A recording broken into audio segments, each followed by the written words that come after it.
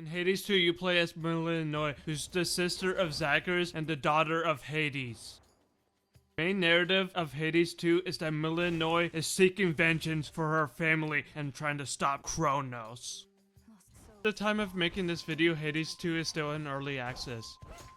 First area that the player visits is called Everest. It's filled with supernatural enemies such as the Spindle and the Wastrel. Really appreciate the visual designs of Hades 2. They did a really fantastic job. Especially the character designs, as they all look visually stunning and horny as hell. Compared to the first game, Hades 2 is much more tactical, as using spells slows you down or stops movement entirely. Make up for the slower speeds, players are able to cast Hex, which ensnares common foes.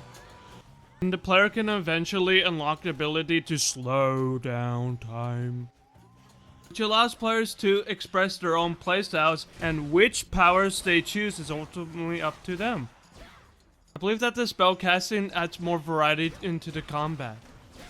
I believe that the game needs some amount of adjustments, such as the pacing and also trying to make it less build reliant.